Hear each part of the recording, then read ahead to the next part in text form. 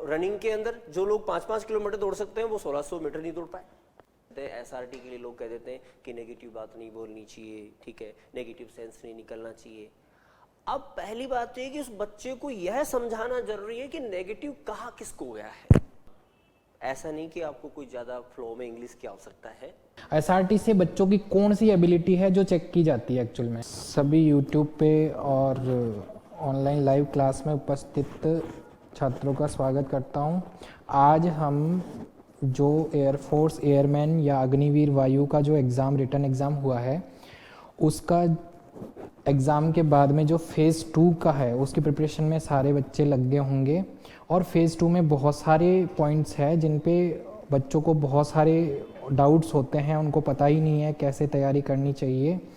और आज हमारे यहाँ पे फ़ेज़ 2 का एक नया बैच स्टार्ट हो चुका है, ठीक है। और तो जो मेन पॉइंट है या डाउट्स रहते हैं, हम उन सारे डाउट्स को लेके आज इसमें उपस्थित हैं, जिसमें बच्चे भी पार्टिसिपेट कर रहे हैं, उनके डाउट्स भी सारे लिए जाएंगे और जो मेन पॉइंट्स हैं वो सारे डिस्कस किए जाएंगे, जिससे आपको पता चले कि किस तरीके से आप तैयारी कर सकते हैं या कहाँ आप लैग कर रहे हैं, किन किन चीज़ों पे आपको ध्यान देने की ज़रूरत है।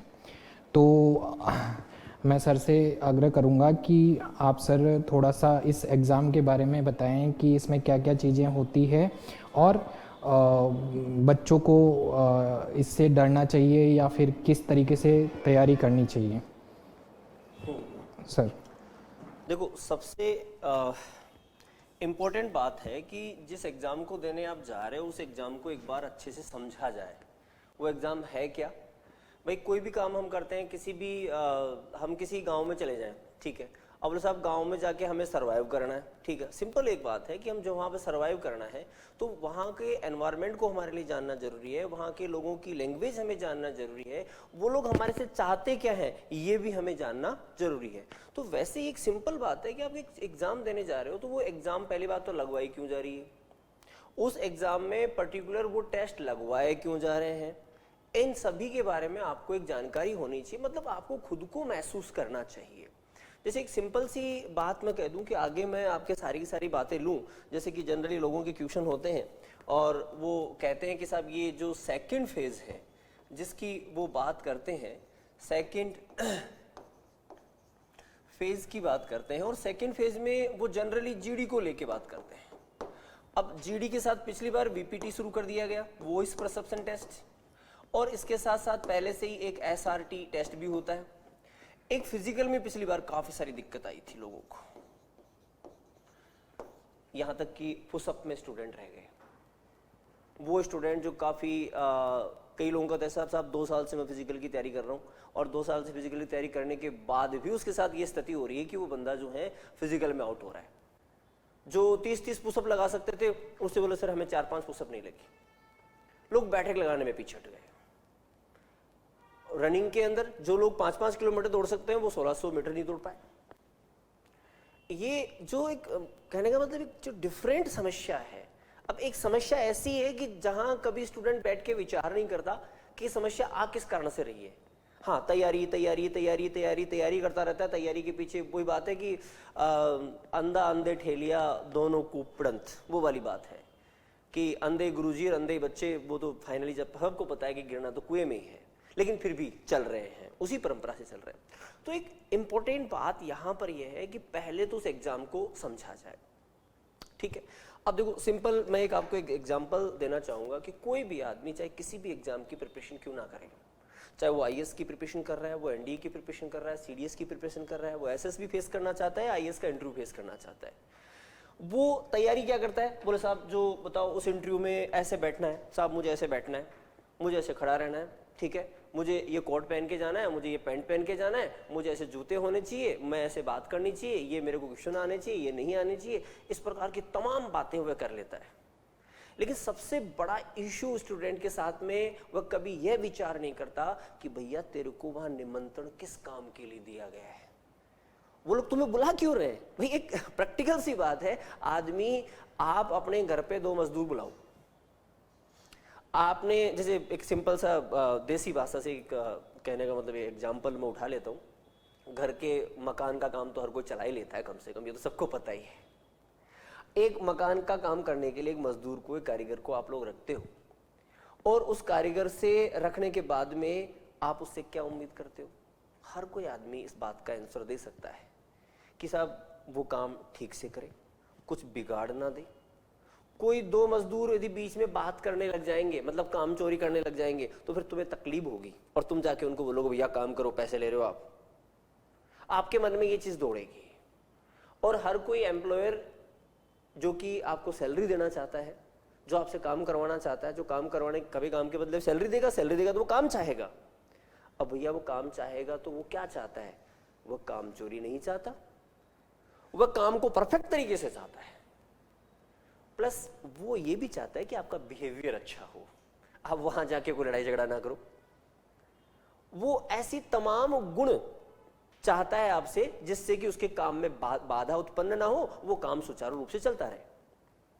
ऐसे ही हर किसी एग्जाम का अपना मूल ये है कि जिस कार्य के लिए, जिस उद्देश्य के लिए आपको रिक्रूट किया जा रहा है, पर्टिकुलर वो काम की दक्षता तो आप में हो ही हो, प्लस साथ में आपकी पर्सनैलिटी, आपकी लैंग्वेज, आपका व्यवहार, आप कामचोर हो या नहीं हो, ये मोटे मोटे कुछ पॉइंट है, इनके ऊपर हर कोई एग्जाम दिमाग जरूर लगाता है। और इन्हीं बातों का पता करने के लिए, इन्हीं गुणों को आपसे निकालने के लिए, निष्कर्ष निकालने के लिए ये बहुत सारे टेस्ट लगवाए जाते हैं। इन टेस्ट, जो जितने भी टेस्ट हैं, इन टेस्ट का मूल कारण यह है कि वो आपकी पर्सनालिटी को जानना चाहते हैं, आपके बिहेवियर को जानना चाहते हैं, आपके साइकोलॉजिकल स्ट्रक्चर को वो जानना चाहते हैं। अब साहब वहां फिजिकल, मैं जैसे सबसे पहली बात जिस पे करूं कि फिजिकल, ये एक ऐसा पॉइंट है जिसके बारे में पहले डिस्कस इसलिए कर रहा हूं क्योंकि इसके बारे में आप लोग जानते भी हैं। अभी मैं पहले साइकोलॉजी की बात करूंगा तो वहां आपके लिए वो दुनिया अनभिज्ञ हो जाएगी, वो बड़ी इंपॉर्टेंट बात है हालांकि, लेकिन आप लोग जानते नहीं है, इसलिए वो बात थोड़ी सी लोग बाद में करते हैं और करते भी नहीं है कई बार तो, लेकिन यहां पर हम लोग सबके बारे में डिस्कस करेंगे। यहां सबसे पहली बात, जैसे मैं एक बात करूं फिजिकल की, बहुत से स्टूडेंट ऐसे हैं जिनके साथ समस्या है कि बोलो साहब हमें कैरीज एंगल हैं, जैसे आपने कभी देखा होगा आपके हाथ जो हैं, हाथ यहाँ से बैंड होते हैं और कहते हैं साहब ये एक एंगल यहाँ पर है, ठीक है, और डिफेंस वाले इसको निकाल देते हैं, भैया तेरे एंगल है। अब बच्चा, बहुत बार देखा गया है कि वो कैरी एंगल, नॉकिंग नी और ऐसी कई मेडिकल फिजिकल समस्याएं हैं जिनके कारण से वो अपने करियर को छोड़ देता है। बट वो एक अच्छे किसी फिजिकल ट्रेनर से मिलता है तो वो ट्रेनर कहता है कि भैया ये प्रॉब्लम है, वो रिमूव भी हो सकती है। 15 से 20 रोज के अंदर तो अपने सेंटर में जहां पर फिजिकल ट्रेनिंग होती है वहां के बच्चों के इंप्रूव हो जाते हैं। और मरे से मेरा बच्चा भी है कि साहब बिल्कुल नालायक बच्चा है, वो भी यदि रेगुलर क्लास ज्वाइन करता है उसके भी मैंने डेढ़ महीने में इंप्रूवमेंट हो जाते हैं। और फिर प्लस है क्या, देखो सबसे इंपॉर्टेंट बात क्या है। अब फिजिकल के अंदर वो कहते हैं साहब फिजिकल में क्या पूछेगा, साहब दौड़ना पूछेगा और पुशअप पूछेगा, आपके स्क्वाट्स यानी बैठक वो लगाने की बात करेगा, ऐसे 2 4 5 प्रकार की मोटे मोटे वो टेस्ट की बात करता है। अब लोगों से ये प्रिपरेशन पूरी नहीं होती और कुछ लोगों तक साहब 2-2 साल से हम जो है इसकी तैयारी कर रहे हैं, 2-2 3-3 साल से हम लोग उस कारण से बैठे हैं उसके अंदर, ठीक है। अब जब 2-2 3-3 साल से बैठे हैं, बंदों को आज तक दौड़ना नहीं आया, तो इसका कारण क्या है?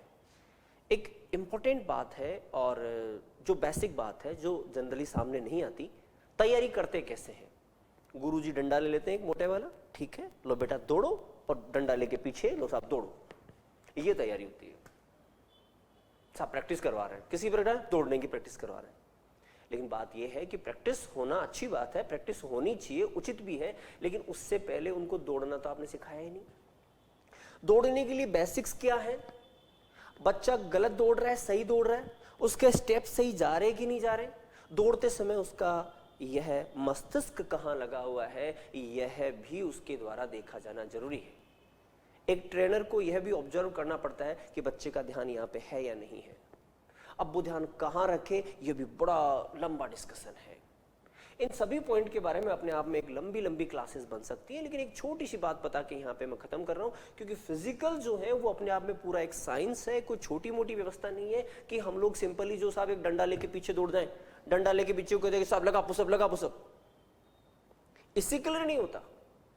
बेसिक और कंसेप्ट एक ऐसी चीज है कि हल्की सी एक जानकारी प्राप्त करने से वो फिजिकल ईजी हो जाता है। ऐसे ऐसे बच्चे हैं जो एग्जाम्पल में जहां पे अपने पास जब बच्चे डिस्कस करते हैं, आप लोगों को भी पता है, बहुत बार डिस्कस करें अपन ने, बच्चा जो ये रनिंग के लिए भी जाते हैं, इनके जो अपने एथलीट्स जो होते हैं अच्छे अच्छे गेम्स में जाते हैं, उनका ये कहना है कि सर हमारे मात्र 10 सेकंड कम पड़ रहे हैं, यदि वो रनिंग हम 10 सेकंड पहले पूरी कर ले तो हम विजेता घोषित हो सकते हैं। और वो काफी दिनों से प्रयास कर रहे हैं पर वो टाइम नहीं ले पाते। रनिंग की बात करो सिंपल। अब जब यहां उनको सिंपल से पहली सी बात 10 मिनट के एक लेक्चर के अंदर बच्चे की 10 से 15 सेकंड जो है वो इंप्रूव हो जाती है। और सिंपली ये तो मतलब एक दिन का प्रयोग है, तो कोई भी बच्चा आके प्रयोग कर सकता है, ठीक है। और ऐसे कार्य तो कई बार हम स्टूडेंट के लिए फ्री ऑफ कॉस्ट भी करते हैं, ऐसे डिस्कशन के लिए स्टूडेंट फ्री ऑफ कॉस्ट भी आ जाते हैं, किसी बेंच में बैठने की आवश्यकता नहीं, छोटे मोटे डिसीजन के लिए बच्चे आते रहते हैं। हाँ, इंटरप्ट करना चाहूँगा थोड़ा सा। बच्चे जो है ना आजकल जैसे यूट्यूब वगैरह इस पे बहुत सारे वीडियोस देखते हैं, ठीक है। और इन वीडियोस से मतलब जैसे वीडियोस में आपने जैसे बताया कि भाई ऐसे बैठना चाहिए, ऐसे करना चाहिए, है ना। बहुत सारे वीडियोस ऐसे भी होते हैं जो मतलब गाइड की जगह मिसगाइड ज़्यादा करते हैं।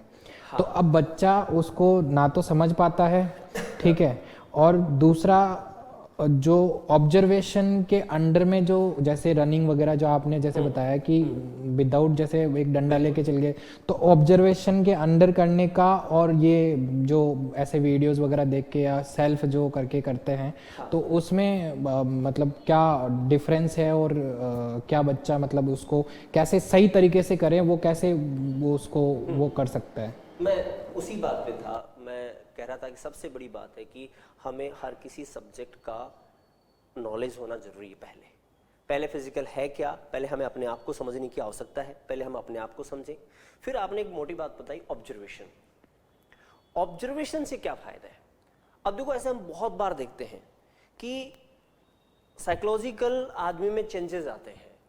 आदमी कोई भी काम शुरू करता है, बच्चे को मैंने एक दिन दौड़ना सिखा दिया, बच्चा दौड़ रहा है, और यदि मैंने चौथे पांचवें दिन उसको नोटिस नहीं किया, उसको ऑब्जर्व नहीं किया, तो वो क्या गलती करेगा, अपनी कौन सी स्टेप बिगाड़ देगा, उसको खुद को पता नहीं चलता। इसलिए उसको एक ऑब्जर्वेशन में रहने की आवश्यकता है, अपने ट्रेनर्स के सामने रहने की आवश्यकता है, और जो ट्रेनर्स हैं वो भी एक अच्छे ट्रेनर हो जो कि उनको देखे, ऑब्जर्व करें कि नहीं बेटा तू ये गलत कर रहा है, ये स्टेप गलत है। तो कहने का मतलब ऑब्जर्वेशन का अपने आप में इंपॉर्टेंट रोल है। हम कोई वीडियो देख के, कोई किताब पढ़ के ये तो पता कर सकते हैं कि क्या करना चाहिए क्या नहीं करना चाहिए, लेकिन हम सही कर रहे हैं या गलत कर रहे हैं, पीछे से हमें देखेगा कौन? देख करके वो हमें टोकेगा, टोक कर वो हमारी गलतियां वहां से इंप्रूव करेगा, राइट। ये अपने आप में इंपॉर्टेंट बात है। अच्छा, दूसरी बात जो आपने पूछी थी वो क्या पूछी थी, एक बार आप रिपीट करें। एक तो ऑब्जर्वेशन की आपने बात बताई,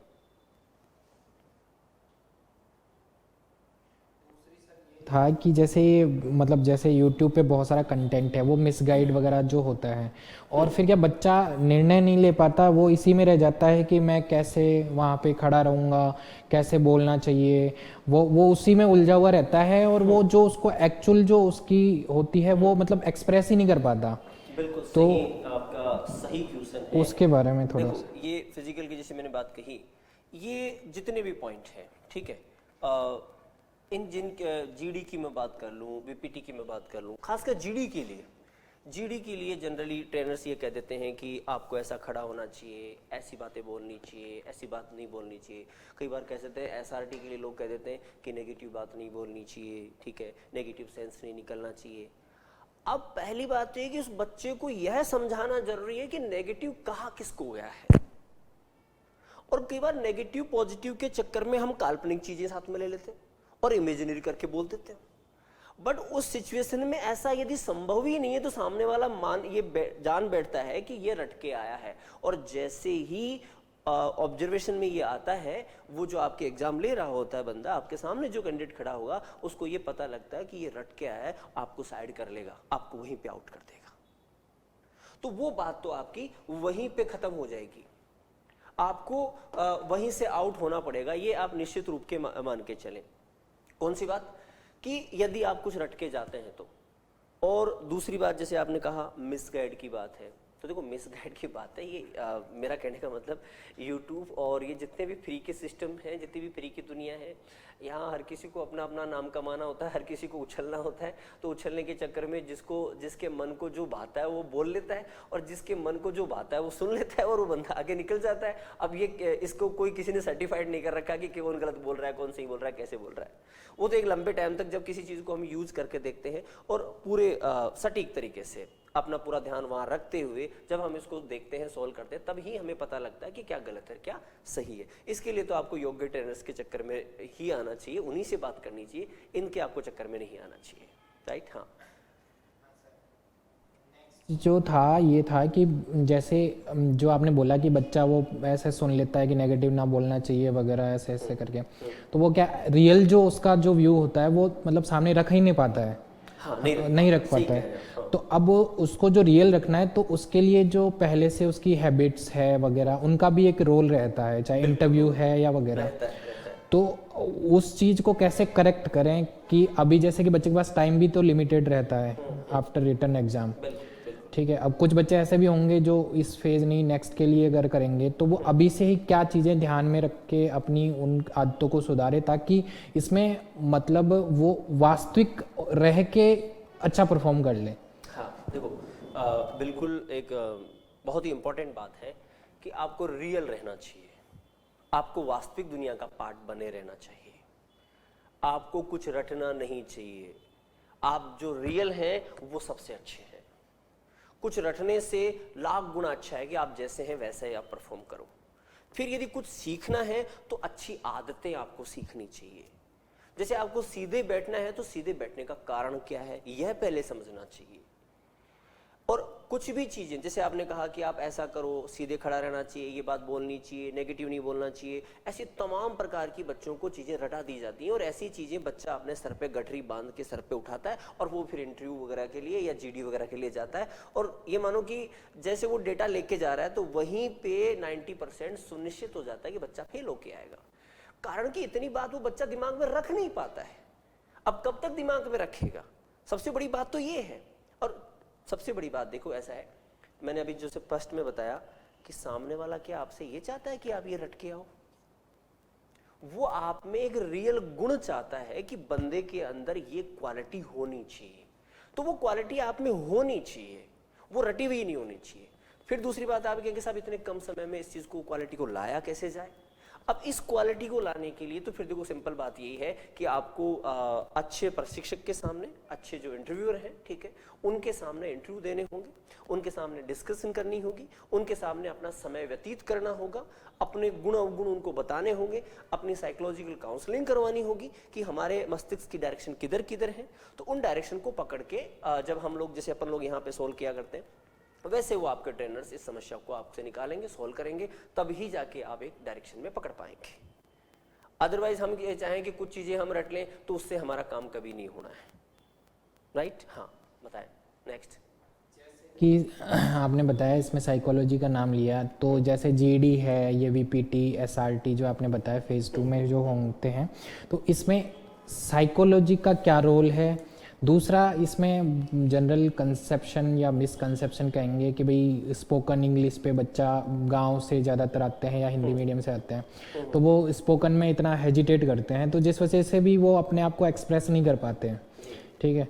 तो ये साइकोलॉजी और जो स्पोकन का है या कम्युनिकेशन, बात करें कम्युनिकेशन का है, तो उसका क्या रोल रहता है और वो किस तरीके से बच्चा उस पर अच्छे से उसको हैंडल कर सकता है? देखिए, जहाँ पहली बात तो मैं स्पोकन करूँ, साइकोलॉजी तो अपने आप में बड़ा सब्जेक्ट है, उसकी बात तो बहुत सारी होंगी, वो भी करेंगे। स्पोकन की हम बात करते हैं। स्पोकन का देखिए मामला ऐसा है कि ऐसा नहीं कि आपको कोई ज़्यादा फ्लो में इंग्लिश की आवश्यकता है।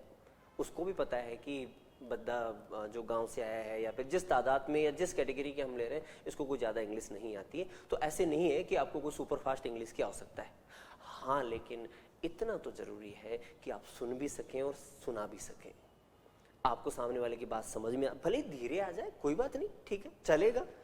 इतनी ज्यादा टेंशन में आने की आवश्यकता नहीं, कि जो रियल वहां आवश्यकता, वो ये आवश्यकता ये है, वो सामने वाला आपसे इतना जानना चाहता है कि जब बच्चा 12वीं पास उनके पास जा रहा है और 12 साल वो पढ़ाई करके आ रहा है, तो कुछ तो जानता होगा भाई। पहली क्लास से ना पढ़ा होगा, छठी क्लास से, आजकल तो खैर पहली क्लास से है, बाकी छठी क्लास तो पढ़ा बच्चा, और जब पढ़ा तो उसको कुछ तो आता होगा। और जब आपको कुछ भी नहीं आता, सिंपली आप नहीं समझ पा रहे हैं, ठीक है, आप फ्लो में नहीं बोल पा रहे हैं, तो वो तो एक स्पोकन का पार्ट हो जाता है। लेकिन आप समझ ही नहीं पा रहे हैं, टूटा फूटा सा नहीं समझ पा रहे हैं, तो इसका मतलब है कि आपने पढ़ाई नहीं की है, आप कहीं ना कहीं जो है कमजोर तो हो। तो ऐसे मायनों में वो आपको आउट जरूर करेगा। अच्छा, दूसरी बात में इंपॉर्टेंट, अब इस पहले तो इतना, फिर भी इतना इंपॉर्टेंट नहीं था। लेकिन अब जब वीपीटी शुरू किया गया पिछली बार, वॉइस परसेप्शन टेस्ट, मैं इसके बारे में थोड़ा बता भी देता हूं, आपको जानकारी की भी आवश्यकता है कि वीपीटी है क्या। अब पहले तो देखिए हमेशा क्या था, जीडी होता था डायरेक्टली, ठीक है, आपको एक पॉइंट दिया जाता था, उसको आप पढ़ते थे और उसके ऊपर आप डिस्कस करते थे। अब पिछली बार क्या हुआ, उन्होंने अचानक सिस्टम चेंज कर दिया और पिछली बार अपन ने प्रिपरेशन भी इन सारी को पहले अपन एक्स्ट्रा देके चलते हैं, यहाँ तक कि यहाँ जो अपन प्रिपरेशन देके चलते हैं उसमें वीपीटी, एसआरटी वगैरह ये तो है ही, इसके साथ साथ में हम पीपीटी भी देके चलते हैं, डब्ल्यूएटी भी देके चलते हैं, और ये जो साइकोलॉजी से रिलेटेड जितने भी इंटरव्यू वगैरह में टेस्ट होते हैं उन सबकी प्रिपरेशन हम यहाँ पे करा के चलते हैं। तो देखिए पिछली बार क्या हुआ, वीपीटी उसने शुरू किया, पहले एयरफोर्स ने कभी ऐसा नहीं किया था, सिर्फ पिछली बार ही ऐसा किया। अब वीपीटी में क्या है, एक उनका अपना एक कैंडिडेट है, वो कुछ बोलेगा, वो एक अपना एक लेक्चर उसको बोलना है, एक स्टेटमेंट उसको बोलना है, एक पैराग्राफ पढ़ना है, ये मान लीजिए आप, ठीक है। अब आपको क्या करना है, उसको सुनना है, और सुनने के साथ में आप चाहते हैं तो हल्का फुल्का कुछ नोट डाउन कर सकते हैं अपने पॉइंट, आपका समय है, आप चाहो तो पॉइंट नोट डाउन कर सकते हैं, लेकिन सारा नहीं लिख पाएंगे क्योंकि वो आप बोल रहा है, वो फ्लो में बोल रहा है। ऐसा बोलने के बाद में क्या करना है, एक तो वो जो उसने बोला है वो सब कुछ आपको लिखना है, ठीक है, प्लस फिर आपको क्या करना है, एक अपने तरीके से और लिखना है। भाई जैसे कोई 2 लाइन मैंने बोली, अब उसको समझाते हुए आप अपने तरीके से कुछ और ऐड करना चाहते हैं, उस पॉइंट को बारे में और विश्लेषण करना चाहते हैं, तो वो बात वहां पर आपके लिए जरूरी है कि वो भी आप बताएं। तो इस प्रकार का उसने काम करवाया। अब ये करवाने के बाद में अब वो बंदा कहता है कि अब आपने जो भी लिखा है, जैसा भी लिखा है, इसके ऊपर आप डिस्कस करना शुरू करो। तो एक काम उसने, यानी कि वॉइस परसेप्शन टेस्ट, इसको मतलब बोला जाता है, ठीक है। अब बोला गया तो आपने क्या किया, सुना, तो मतलब यहां उस बंदे ने आपकी लिसनिंग पावर चेक की, मतलब आपको ध्यान से सुनना जरूरी है। जैसे जनरली स्टूडेंट के साथ होता है, बच्चा क्लास में बैठा रहता है, गुरुजी कब क्या बोल जाते हैं बच्चों को पता ही नहीं चलता। अब यहाँ क्या है, यहाँ हमारी लिसनिंग पावर कमजोर है, तो इसके लिए हमें क्या करना पड़ेगी, हमारी लिसनिंग पावर को मजबूत करना पड़ेगा। इंपॉर्टेंट बात यहाँ पर ये है। अब आपकी लिसनिंग पावर मजबूत हो गई, जो लिखा आप, उसने जो बोला, फिर आपने वो सुना, मतलब आपने अच्छे से सुन लिया, अब आपको उसको लिखना भी है, इसका मतलब आपकी मेमोरी भी अच्छी होनी चाहिए, आपको थोड़ा याद भी रहना चाहिए कि अभी भी क्या बोला था। इसके बाद में क्या हुआ, इसके बाद में आपकी विश्लेषण करना, उसके बारे में लंबी कहानी लिखना, जैसे पहले ऐसे राइटिंग किया करते थे आप, ठीक है, वैसे आप उसके बारे में लिखना, पॉइंट को थोड़ा सा एलोबरेट करना, अच्छे तरीके से समझाते हुए लिखना, उसमें कुछ इंपॉर्टेंट पॉइंट है उनको निकाल के अलग से रखना। ये आपका अपना मस्तिष्क की विचारशीलता भी काम आएगी, और आपका जो लैंग्वेज है वो भी काम आएगी, वो लिसनिंग पावर और वो अंडरस्टैंडिंग पावर, सारी चीज आपको यहाँ पे काम आएगी। अब जब सामने वाला ऐसा टेस्ट चाहता है तो आप यहां से खुद भी समझ सकते हैं कि बच्चा रटेगा क्या, रटने लायक तो कुछ बचा ही नहीं। इसका अर्थ मतलब स्पष्ट बात यह है कि बच्चे को एक लंबे टाइम तक एक अच्छे एनवायरनमेंट में रहने की आवश्यकता है, और थोड़ा सा मेहनत करने की रिक्वायरमेंट है, इसको कोई नहीं रोक सकता, राइट। तो ये जो अपने आप में इंपॉर्टेंट बात आपको बताई गई है, क्या वीपीटी जिसके बारे में बताई गई है। एसआरटी क्या है, थोड़ा सा मैं एसआरटी के बारे में बता देता हूँ। एसआरटी सिचुएशन रिएक्शन टेस्ट जिसको बोला गया, ठीक है, ये सारे के सारे टेस्ट साइकोलॉजी के अंतर्गत आते हैं। साइकोलॉजी आदमी की पता करने के लिए ये टेस्ट लगवाए जाते हैं। इनका उद्देश्य सिर्फ इसकी प्रवृत्ति पता करना है, इसकी दिशा पता करना है।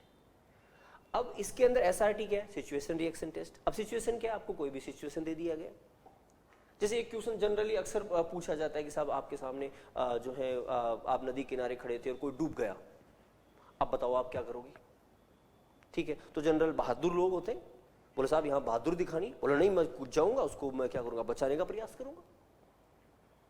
कोई क्या करेगा, कोई क्या करेगा, बट इसका जो है बहुत कम लोग सही आंसर देते हैं। जो राइट आंसर होता है वो क्या होता है कि बोले साहब मैं चिल्लाऊंगा। आप किसी को डूबते हुए देखोगे तो आप क्या करोगे, आप चिल्लाओगे। बोले सर ऐसा आंसर, अरे हाँ जरूरी है, ओरिजिनल भी तरीके से भी जरूरी है और प्रैक्टिकल भी है।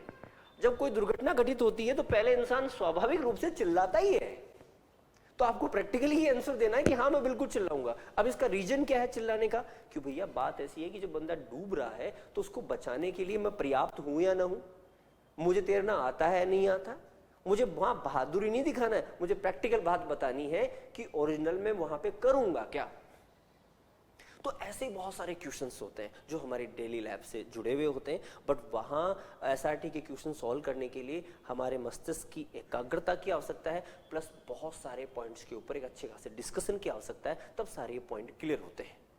हमारे समाज और सोसाइटी के बहुत सारे पॉइंट्स हैं, उनके ऊपर हमें डिस्कस करना होता है, तभी हमें पता लगता है कि हाँ इस चीज़ का अर्थ ये। बच्चों को स्थिति ये है आज के समय पे कि शब्दों का अर्थ नहीं पता। जब शब्दों का अर्थ नहीं पता तो बच्चा वहां पे जीडी कैसे करेगा, डिस्कस कैसे करेगा।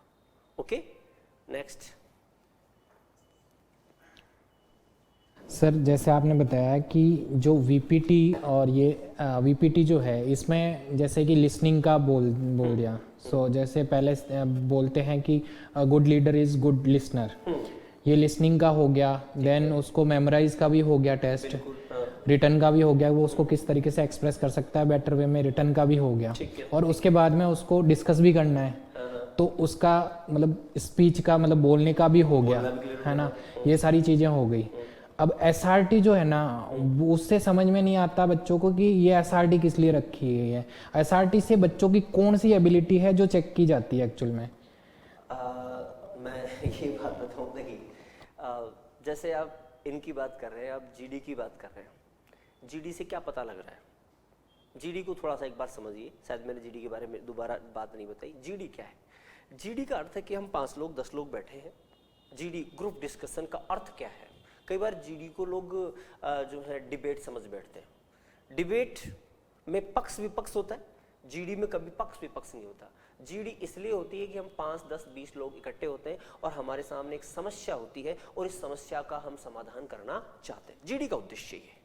जैसे डिफेंस में अचानक कोई मान लो कोई कुछ अटैक हो जाए, ये हो जाए, तो जो ऑफिसर्स जो लोग हैं तो वो इकट्ठे होते हैं, इकट्ठे होके एक दूसरे से ओपिनियन मांगते हैं कि बताओ क्या किया जाना चाहिए। तो सबका ये उद्देश्य होता है कि हम सब मिलजुल कर इस समस्या को सोल्व करें या इसके प्रोग्रेस के लिए क्या करें। वैसे जीडी में जो भी टॉपिक होता है, जिस टॉपिक के बारे में हम लोग क्या करते हैं जब डिस्कस करते हैं, तो हमारा ये उद्देश्य होता है कि हम इसको सॉल्व करें, समस्या को सॉल्व करें। वैसे ही एसआरटी से वो सामने वाला आपसे जो जज करना चाहता है, वो आपसे पता लगाना चाहता है कि बंदे ने प्रैक्टिकल सिचुएशन को समझा है या नहीं समझा। मूल रूप से आपकी अंडरस्टैंडिंग सिचुएशन में देखो भैया, बात ऐसी है कि जो बंदा सिचुएशन में जाके देखता है वही सिचुएशन को अच्छे से परख पाता है। अब अलग अलग सिचुएशन पे भी आप काम कर सकते हैं। क्वेश्चन का आंसर सुन लेना, जैसे मैंने इस क्वेश्चन को आंसर दिया तो वो सुन के याद कर लेना तो एक नॉर्मल बात है, और वो जो याद कर लेना है वो आपको एग्जाम में पास नहीं करवाता। अब इनके साइकोलॉजिकल इनके ऊपर डिस्कशन होती है कि क्यों आपने ये आंसर चुना। इनकी लंबी डिस्कशन है, अभी तो हम क्या छोटे छोटे पॉइंट्स के ऊपर बात कर रहे हैं ताकि स्टूडेंट को एक दिशा मिले, ठीक है। बाकी तो हर कोई इसी पॉइंट की अपनी लंबी डिस्कशन है, पूरी प्रिपरेशन है, ठीक है। 15 से 20 रोज की डेली के 3-3, 4-4 घंटे की प्रिपरेशन है। कई बार तो महीने तक की प्रिपरेशन चली जाती है। फिर इस प्रिपरेशन में कई बार हो जाता है कि स्टूडेंट्स को अलग से भी काउंसलिंग करनी पड़ती है। कई बार स्टूडेंट को कुछ बातें मानने में नहीं आती, ठीक है, तो वो भी हमें करना पड़ता है। तो एसआरटी की जो मूल बात है, सबसे पहली बात है जो यदि साइकोलॉजिकल तरीके से देखें तो आपकी अंडरस्टैंडिंग, कि आप उस सिचुएशन को समझ पाए या नहीं समझ पाए, उस शब्दावली को समझ पाए कि नहीं। सो शब्दावली, लैंग्वेज प्लस आपकी अंडरस्टैंडिंग और आपके मस्तिष्क की दिशा। एसआरटी बहुत बार या फिर सबसे इंपॉर्टेंट बात अपन कह दें तो आपके मस्तिष्क की दिशा को ही पता करता है कि आप सब कैसा सोचते हैं। जैसे कोई भी आदमी है, ठीक है, आप यदि शराबी की बात करो तो शराबी अपने हिसाब से आंसर देगा। बोले आसपास में प्रसिद्ध जगह कौन सी है तो वो वही एड्रेस बताएगा आपको, राइट। एक घूमना फिरना जो आदमी पसंद करता है वो यही आंसर बताएगा कि यार वो मंदिर अच्छा है, वो जगह अच्छी है, ये सब आपको बताएगा। कोई भगवान का भक्त है तो वो भगवान के मंदिर के बारे में इंफॉर्मेशन देगा। तो कहने का मतलब जो व्यक्ति जिस चीज को ज्यादा चाहता है, जो व्यक्ति जिस चीज के बारे में जैसा सोचता है वो वैसा ही आंसर देता है। एसआरटी सिचुएशन रिएक्शन का अर्थ है कि बंदे की मेंटलिटी कैसी है, उसकी सोच की दिशाएं कैसी हैं। अब उनकी सोच की दिशाओं को अब जैसी भी है, लेकिन स्टूडेंट को अब क्या करना होता है, उसके ऊपर हर बात पे डिस्कशन करना होता है। यहाँ हर एक बात पे डिस्कशन होगा कि अच्छा क्या है, बुरा क्या है, गलत क्या, सही क्या। जब बंदे को समझाया जाएगा तभी उसके सामने सारी चीजें क्लियर होंगी। और एसआरटी मूल रूप से जो आपने जो बात समझी है, अंडरस्टैंडिंग काम आएगी इसके अंदर, आपकी लैंग्वेज इसमें काम आएगी, और जो वो देखना चाहता है वो आपके मस्तिष्क की दिशा देखना चाहता है कि आप रट के आए हैं या ओरिजिनल बात है या फिर आप सोचते कैसा है। तो हर कोई व्यक्ति अपने अपने फील्ड का होता है। जिसको मूवियाँ ज़्यादा पसंद आता है तो वो उठा के मूवियों में से एग्जाम्पल देता है, ठीक है। जिसको प्रैक्टिकल दुनिया पसंद आती है वो प्रैक्टिकल दुनिया में से एग्जाम्पल उठा के देता है। वो अपने लोग अपने हिसाब से कार्य करते हैं। Yes, next. हाँ सर, अब तो समझ में आ गया कि ये आपकी अंडरस्टैंडिंग और डिसीजन मेकिंग के लिए ही सिचुएशन रिएक्शन टेस्ट होता है। अब ये है कि लगभग सारे ही जो बच्चों के होते हैं डाउट्स वगैरह, ये तो लगभग कवर हो चुके हैं।